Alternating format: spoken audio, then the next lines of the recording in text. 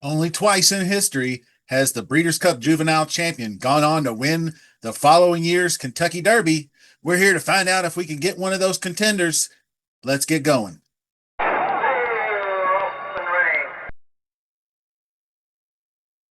Hello, welcome back to Billy Ho's Sports. We got another Breeders' Cup.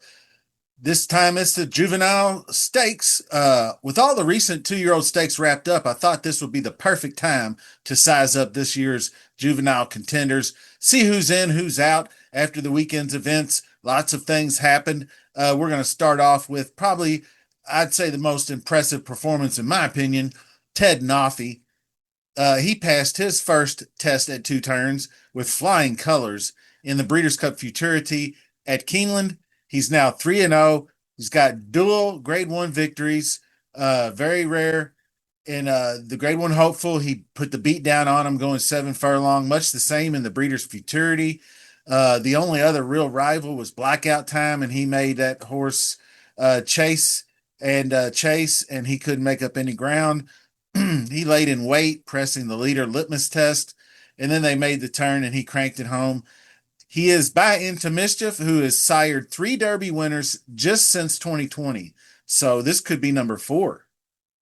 Now, I'd say 1A in the most impressive performance categories was this next horse. And now the Napoleon waited too long to attack at Waterloo, but Napoleon Solo didn't make that mistake in the Champagne. Under Joel Rosario, he went right out to the lead from the gate, showed the way under some legitimately strong splits.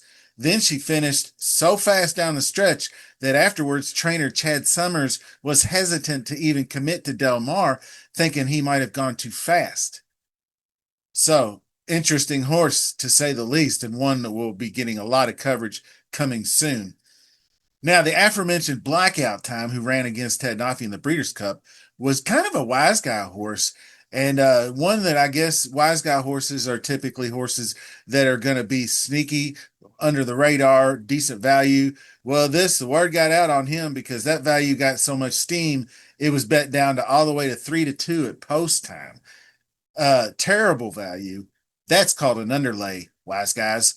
So anyway, Kenny McPeak, he didn't make any commitments on this horse. I thought he ran a decent enough race. He was just no match for the winner and wasn't able to make up any ground down the stretch, obviously, to Ted Noffey, who kicked in the gas running late. But McPeak suggested he might forego the Breeders' Cup Juvenile and point this one to the Kentucky Jockey Club in November at Churchill Downs. So keep an eye on that one coming in. Another one, we'll cover a quick word on Ewing. The Knicks Go Colt will skip the remainder of his 2-year-old season. Not exactly a slam dunk coming into the Keeneland Futurity, in my opinion, but he was a strong enough contender after the nice victory in the Grade 2 Saratoga Special, where he handled his rival Obliteration easy enough. But people knew ahead of time their scratch was incoming after the Friday gallop didn't come back very well, less than 100%. So they decided to scratch him and give him a workover. And evidently, they're going to err on the side of caution and wait for the 3-year-old season. So that's most of your East Coast. So before we shift to the West Coast, don't forget we've got fun subscriber contests coming up for this year's Breeders' Cup. I usually do a split the pot contest. We'll do multiple split the pot contests, most likely. Maybe even have some sort of handicapping contest where you post your winners, the splits, maybe your Breeders' Cup champion, and what time he wins the race in. So something like that. Check the details for more information, but you have to be a subscriber. So hit that subscribe button so you are in the running, and you have to leave a comment to get your name in the draw. So let's head out west. Brant, Bob Baffert's trainee, $3 million purchase. Stop me if you've heard that one before, Barnes. This one, top 2-year-old filly, feels like of the Baffert barn. Sired by Gunrunner, won the Del Mar Futurity a month ago as a massive 1-9 favorite. He didn't have much to worry about. His stablemate Desert Beach stumbled out of the gate, was held around the turn, and had to play catch up most of the way to get back into contention, which left Brant with not with little to worry about. He landed on the Thoroughbred Daily News Rising Stars list. Uh, Probably a very good horse. We'll see what he's got coming in. And really, just my opinion on these Baffert horses.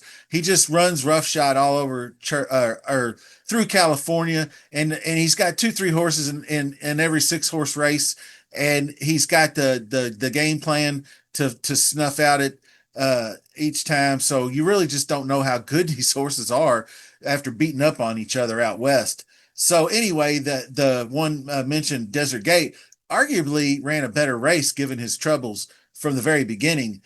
More experienced horse as well. He's already ran in three graded stakes, wins the Best Pal grade three, second in the Del Mar Futurity we just talked about, and most recently he was tested around two turns in the American Pharaoh. Uh, Set the pace, had the lead into the stretch, but probably just ran a little bit too fast early on. Wasn't able to hold off the late charge of Intrepido, and that horse we'll talk about next. But Desert Gate and Brant are two stars from the Baffert barn. It wouldn't shock me if one of the two won. You know, he won it last year with Citizen Bull, and Citizen Bull didn't really turn out the way everybody thought he would. So now Intrepido is Baffert. Like I said, Baffert might stack these races, but he doesn't always win them. Jeff Mullins upset that apple cart. He trains this colt by Maximus Mischief. He let that Baffert horse get out to the lead and set those moderate to fast pace figures, but enough to wear him down late. Rated well to the inside. Mullins was a little bit worried about that, but he asked the jockey how he was going to rate, and he said no problem, and he got it done. He rated very well on the inside, and when they hit the stretch, he just got outside and grinded them home for the win. So this was his actual second running in a route race, so he's a little farther along as far as maturity goes as well. So another Baffert horse, Butane.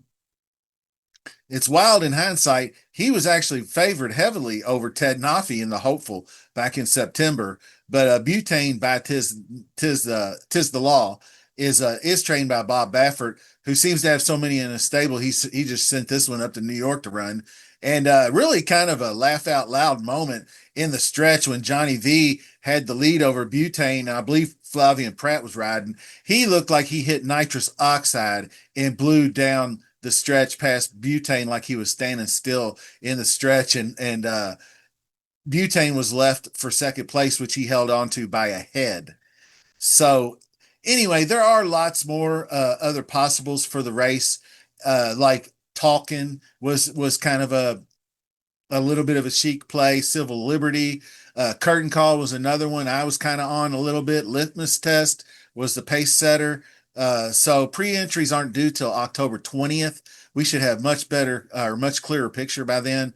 In the meantime, keep an eye out, Billy Ho Sports, for latest updates. We're going to be doing this all month long as we get news in. Don't forget to hit that subscribe button on your way out. Smash that like. Leave that comment to get your name in any kind of draws we got coming up for contests. All the comments and all these Breeders' Cup videos are going to go into a draw for multiple prizes. So until the next video, we'll see you soon.